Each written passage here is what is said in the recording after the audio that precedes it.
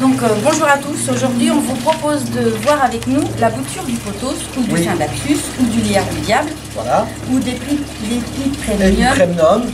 Pinatum. Pinatum, Voilà. C'est compliqué les mecs. Bon, la période idéale quand même pour faire les boutures, ça reste le printemps. Le printemps. Là on vous le montre au mois de juillet. Nous sommes le 27 juillet, voilà. Mais ce n'est pas trop tard.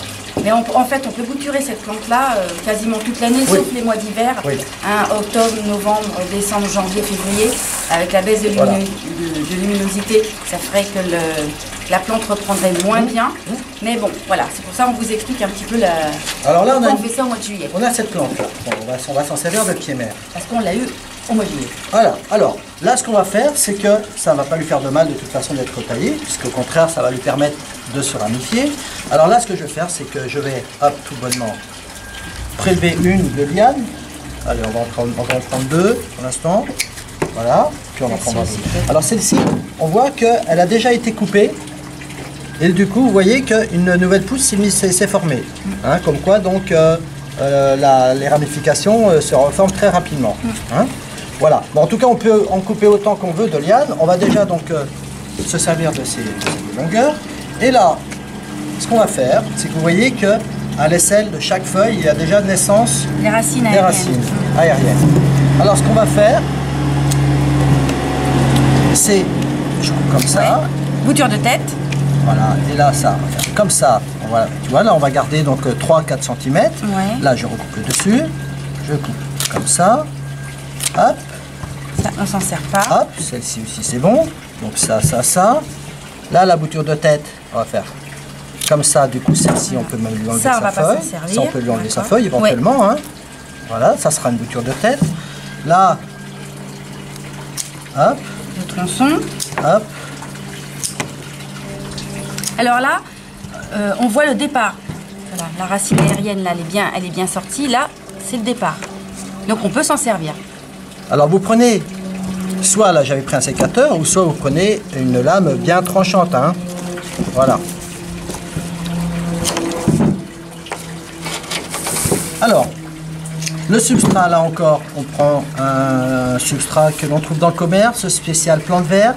Là, j'ai pris en l'occurrence un substrat qui était spécial semi-bouture. Parce que c'est plus fin. Voilà. Mais si vous n'avez pas ce substrat-là, que vous avez le terreau spécial plante verte, ça fera très bien l'affaire. Hein. Et sans engrais. Alors, il a fallu quand même mettre que je me sacrifie. Il n'y a pas d'engrais.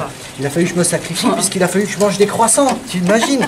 Il a fallu manger des croissants pour faire le travail. Hein.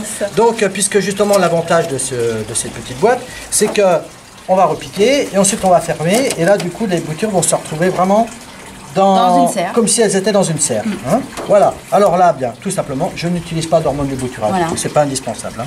Voilà. Et là, tout simplement, on va enfoncer de manière à ce que les petits bouts de racines adhèrent à la terre. Voilà. Voilà. Donc là, la boîte, j'aurais dû acheter une boîte de croissants. Ouais, c'est ça. Fallait pas prendre fallait prendre une grande boîte de croissants. J'ai pas pris une grande boîte, tu vois, c'est dommage. Voilà. Hop. Parce que là, je vais peut-être pas pouvoir toutes les mettre. Alors. Hop. Allez, ça c'est la bouture de tête, on la met. Hop. Et encore une bouture de tête. Parce qu'on a la feuille terminale. Voilà. C'est pour ça qu'on appelle ça la bouture de tête. Et là, hop, on va la mettre là. C'est tout. Voilà. Là, c'est ce alors qui ensuite, ne sert à rien. Là, vaporisateur. Vaporisateur. Vas-y, pulvérise. Alors, on va pulvériser. Alors, j'ai oublié de dire, c'est qu'avant de repiquer, j'avais déjà humidifié la terre.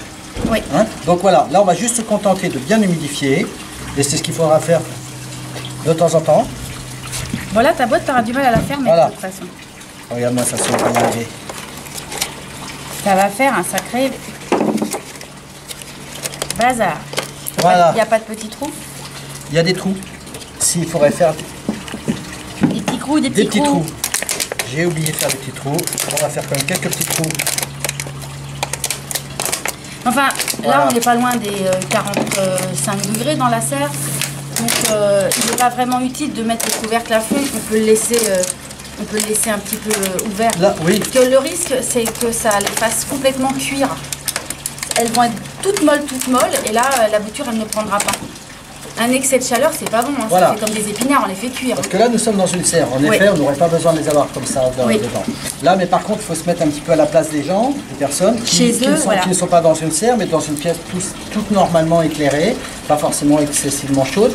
Et à ce moment-là, donc là, ça sera l'idéal. Là, il est vrai que nous, on fait ça le 28 juillet, donc sous une chaleur quand même assez écrasante.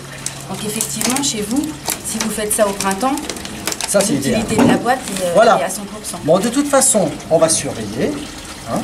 Dès l'instant, on va commencer à voir un petit peu les plantes, un petit peu va se développer. De toute façon, le couvercle, on l'enlèvera définitivement. Et puis, de toute façon, on se voit pour la suite, pour voir le développement de nos boutures. D'accord. Ok ? Ok, pas de souci. Voilà, à très bientôt. Alors, nous voici le 28 août.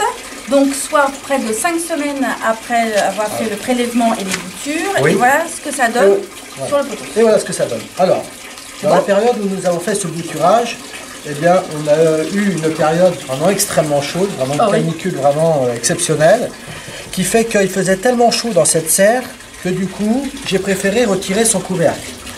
Alors que si nous avions été au printemps ou si vous étiez, on avait fait ça plutôt donc dans une pièce, dans un intérieur, dans une maison, dans un appartement, là on aurait quand même laissé fermer comme ça tout le temps que la bouture prenne racine. Là en tout cas, en ce qui nous concerne, on avait laissé ouvert. Alors aujourd'hui, matin, la surprise, ça va être de voir ce qu'il en est. Hein. Alors là, vous voyez les racines déjà, on voit déjà un petit peu effectivement des racines dessous. Comme quoi, donc l'enracinement c'est bien fait. Alors on avait bien précisé qu'il fallait trouer la boîte. Hein. Parce que là, évidemment, si nous n'avions pas troué, quand on arrosait, à ce moment-là, ça aurait fait baignoire. Et là, inévitablement, ces petites racines auraient vite fait de mourir. Hein. Donc ça, c'est indispensable, voilà, d'avoir une évacuation. Alors ben voilà, on va tout simplement prendre maintenant, piocher.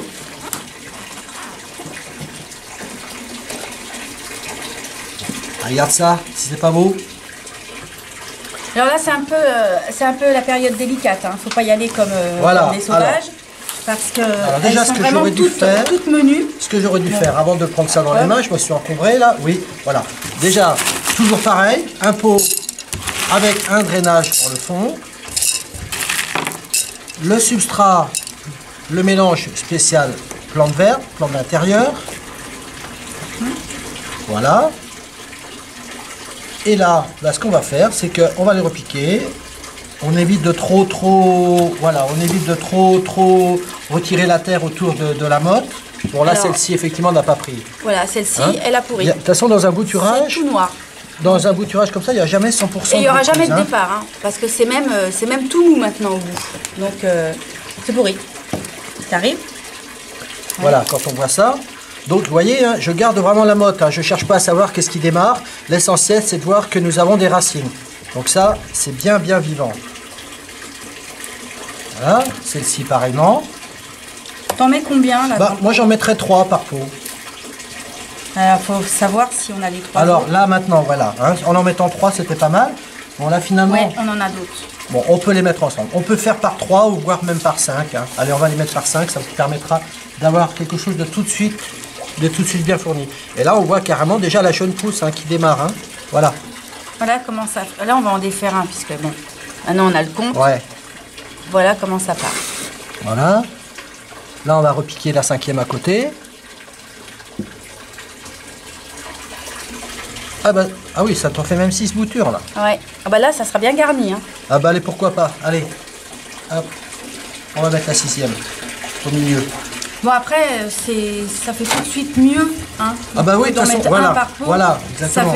Ça fait tout, de toute tout façon, misérable. toutes les potées qu'on achète dans le commerce, de toute façon, sont toutes constituées de plusieurs boutures comme cela. Exactement comme ce que nous faisons actuellement. Hein. Donc, en fait, il y avait 8 boutures dans la boîte. On en a perdu 2. 2. Donc, il est toujours intéressant d'en faire un petit peu plus, qu'il faut. Ce que l'on veut. Voilà, je recomplète encore un petit peu avec de la terre autour. Ensuite, je tasse sans trop appuyer. Hein. Il ne s'agit pas de casser ses racines. Voilà, puis là, ce qui est intéressant, puisqu'on a les 2 terreaux, je ne sais pas si Thierry, tu verras bien, mais on voit bien la différence du terreau utilisé. Celui-ci, il est très fin. Donc le terreau qu'on trouve dans le commerce spécial semi-bouturage. Et celui-ci, il est quand même beaucoup plus granuleux. Spécial plante d'intérieur. hein, qui là encore, donc lui est déjà composé donc, de tours de terreau et de l'engrais déjà incorporé. Mais là c'était bien puisqu'on a vraiment les deux à montrer, on voit bien la différence. Hein. Voilà. Maintenant, pour réussir le tout, eh bien, il n'y a plus que l'entretenir correctement.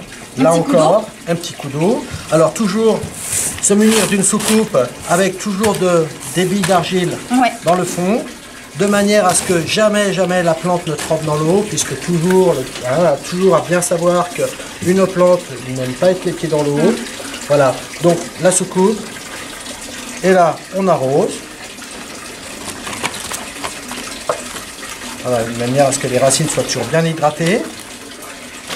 Et pourquoi pas même mettre un petit peu d'eau dans la soucoupe, puisque n'oublions pas, c'est une plante d'origine tropicale, une plante qui adore l'humidité atmosphérique, la chaleur mais aussi l'humidité. Voilà. Et voilà. Et le tour est joué.